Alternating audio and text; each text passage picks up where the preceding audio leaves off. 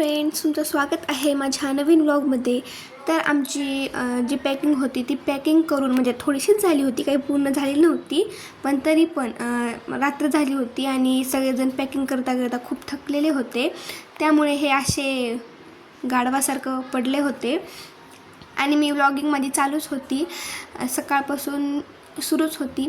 आणि आम्हाला फोन भेटले, मग तेव्हा सगळेजण फोनमध्ये वगैरे बघत बसलेले होते. आणि नंतर किती वाजले होते रात्रीचे, तुम्ही स्वतःच बघा, रात्रीचे 12:03 झाले होते. आणि ही निकिताचा हा ट्रेंडिंगवाला ते ॲरोचा गेम सुरू होता. म्हणजे सगळेजण त्या गेम खेळण्यामध्ये बिझी होते आणि दिशा दिदी रील्स बघत होती. आणि मी रात्रीच्या 12 वाजता माझा व्लॉग सुरू होता, त्यामुळे सगळेजण मला रागवत होते.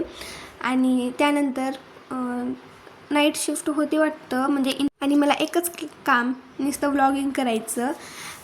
सगळेजण मोबाईल बघण्यामध्ये खूप बिझी होते आणि मी व्लॉग काढण्यामध्ये.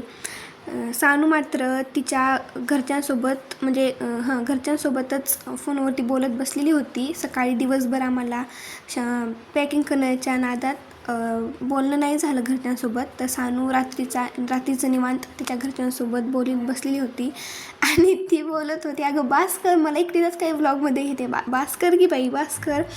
तरी काही मी तिच्यासमोरून हटत नव्हती. मी स्वतःच बघा, रात्रीचे 12 वाजलेत आणि दिवसभर काम आम्ही म्हणजे काम तर काही नव्हतं केलं, तरी पण आम्हाला एवढा अजून आमचं सामान आहे भरायचं आहे. तिकडं पण ते शानपणा करत रात्रीच्या 12 वाजता गेम खेळत बसलेत, रील्स बघत बसलेत. ही इकडे शानपणा करती म्हणजे घरच्यासोबत बोलत बसले, पण तिथंच बसून त्या बॅगवरतीच बसून शानपणा करते. पण काय ती सामान वगैरे भरत नव्हती आणि माझा पण शानपणा सुरू होता. मी पण पॅकिंग वगैरे करायची किंवा झोपायचं सोडून ह्यांची व्लॉगिंग करत बसलेली होती. कारण मला शिफ्टिंगचा हा सेकंडवाला पार्ट टाकायचा होता लवकरात लवकर. निकिता माझ्यावर खूप चिडलेली होती, दिशा दिदी ही चिडलेली होती, म्हणून मी त्यांना आणखीन थोडंसं चिडवत होती.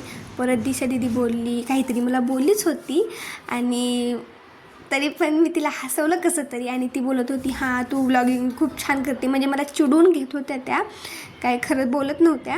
आणि तुम्हाला कसं वाटतं हा माझा व्लॉग नक्की सांगा.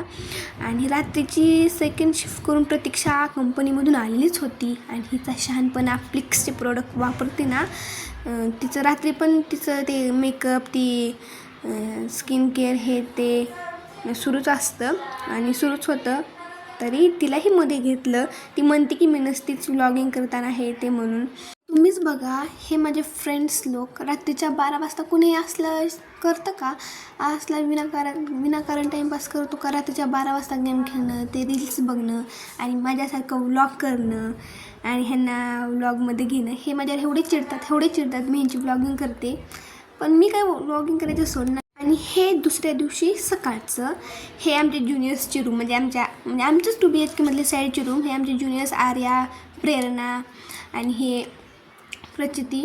हे आर्या मला काहीतरी दाखवत होती, तिनं जे मोठे ते कॅडबऱ्या वगैरे असतात ना, ते दाखवत होती, तिचे रॅपर्स वगैरे.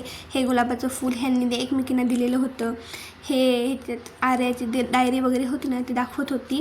ह्यांनी पण पॅकिंगच करत होत्या, ह्यांचं सगळं आवरत होत्या आणि ह्यांचा शानपणा सुरूच होता. पाणी काही येत नव्हतं आम्हाला, आंघोळ तर काही करणार नव्हतं, पण फ्रेश व्हायचं होतं आणि पाणीच येत नव्हतं आमच्या नळामध्ये. आणि त्यामुळे आम्ही सगळं सामान, बकेट वगैरे हे ते सगळं अख्खं एक ना एक सामान आमचं जे आहे, एक ना एक वस्तू आहे ते भरून ठेवलेलीच होती. म्हणजे तशी अर्धी पॅकिंग झाली होती, थोडंसं राहिलेलं होतं.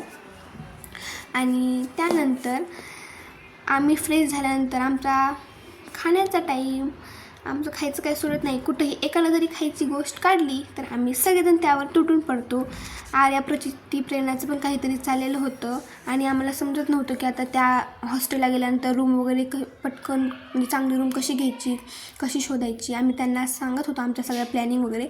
आणि निकिता त्यांच्यावर एवढंच चिडली होती, त्या पण आमच्यासारखंच टाईमपास करत बसलेल्या होत्या. हे आम्ही पण स्वतः काही करत नव्हतो, आम्ही सिनियर असून ते आमचे ज्युनियर आहेत तरी आमचं ऐकत होत्या. फायनली आम्ही सगळ्यांनी बसून प्लॅन बनवला आणि त्यानंतर प्लॅनिंग वगैरे आमची झाली की रूम वगैरे कशी घ्यायची, मॅमला वगैरे काय बोलायचं वगैरे ते सगळं झालं. आणि नंतर आम्ही लागलो तयारीला आणि भेटूया सेकंड व्लॉगमध्ये. Bye bye, thank you, bye.